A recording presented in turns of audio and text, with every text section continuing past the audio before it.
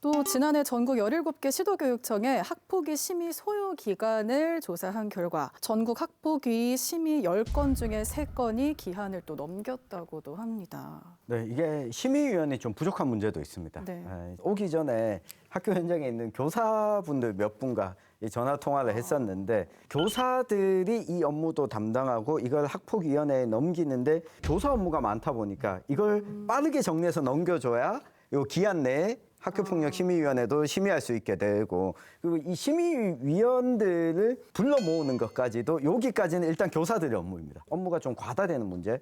학교폭력심의위원들을 모으고 하는 과정에서 수가 부족하다 보니까 이 부분에서 좀 아쉬움을 호소하는 분들이 많았거든요. 이게 쌓이고 쌓이다 보니까 다른 어떤 사안이 들어와서도 처리하는데 또 시간이 걸리게 되고 이게 학교폭력 심의를 하는 것도 잘하는 것도 중요하지만 심의할 수 있는 시스템이 갖춰져 있는 상태에서 할 수 있도록 만드는 게 만약 10건 중에 3건이 기한을 넘겼다고 한다면 이런 이유 때문에는 넘겨서는 안 되고 좀 더 심사숙고가 필요한 결정일 경우에 좀 기한을 연장하는 제도, 사례에 맞춰서 시스템 마련이 좀 필요할 것 같습니다. 네, 이런 식으로 되면 그 피해 학생에게는 어떻게 보면 또 사회가 2차 가해를 하고 있는 게 네. 아닌가 싶기도 한데요. 그렇죠. 학폭위에 접수가 되고 그게 진행될 때까지 학교라는 작은 사회는 학생들이 집에서보다 더 많은 시간을 갖고 있는 그런 곳이잖아요. 네. 거기서 또 다른 낙인을 또 받거든요. 생각해 보면은 지금 자연적인 인구 감소로 인해서 학생 수는 줄어들고 교사 수가 파이가 커지고 있거든요. 그럼 이런 거에 대해서 좀 더 전담할 수 있는 교사를 지정하는 것도 교육부에서 새로운 방책으로 내세워야 되지 않겠나 생각을 해봅니다. 그리고 경북 같은 경우에 또 어려운 부분이 있는데 이 부분도 경북교육청 차원에서 제도 마련이 필요한데 그러니까 가해자와 피해자가 분리를 해야 되잖아요. 하는 방법이 학교를 옮기거나 교실을 옮기거나 하는 방법이 가장 빠른 방법인데 1개 반만 있으면 이게 이런 경우에 어떻게 대처할 거냐. 사실 다른 도시 지역보다 경북의 농촌 지역이 학교폭력 이 심의 과정에서 초기 대응에서 어려운 부분이 여기에도 좀 있습니다. 현실적으로 가해자로 확정되기 전까지 가해자를 분리하는 것은 좀 제도적으로 원래 좀 어려운 부분이 있습니다. 그렇다면 최소한 피해자가 내가 이 공간을 벗어나고 싶다 했을 때 그 우선권을 주는 것, 피해자 치유 지원센터라든가 피해자에게 먼저 선택권을 주는 어떤 대응이 필요할 것 같고요. 사실 이 학교 폭력 문제는 예방 말고 이제 대처에 있어서는 이 공동체적 해결과 사법적 해결이 투 트랙으로 가야 돼요. 그러니까 구분을 해야 될 것 같은데 중요한 것은 이것을 구분하는 그 센스 있는 역량이 중요한 거거든요. 그러니까 결국은 이것을 담당하는 분의 전문성과 인력 배치를 어떻게 하느냐가 법적 제도 이전에 여기서 결판이 납니다.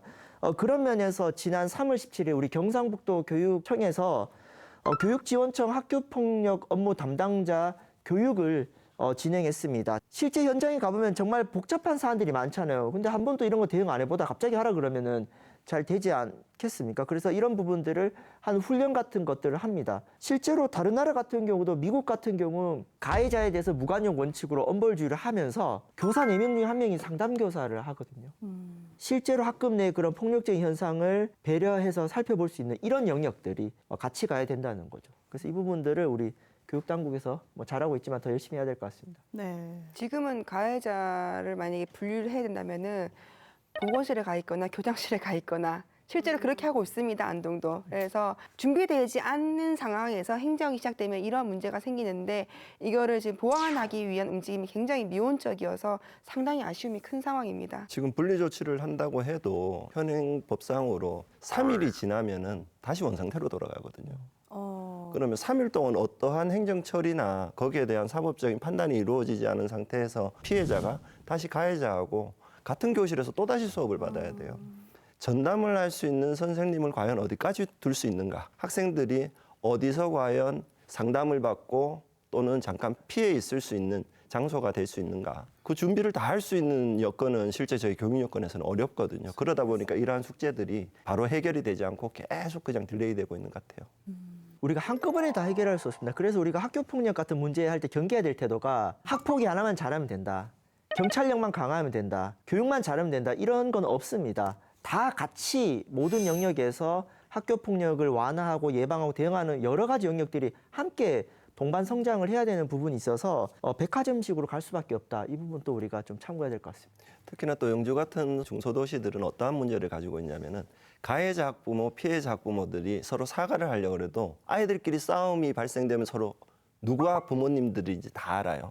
다 친척이 되고 친구가 되고 선후배가 되다 보니까 또 그거를 전부 다 조사하는 거는 선생님들이잖아요. 객관적으로 다 조사는 하시겠지만 쉽지 않은 문제들이죠. 여러모로 참 어려운 상황이네요.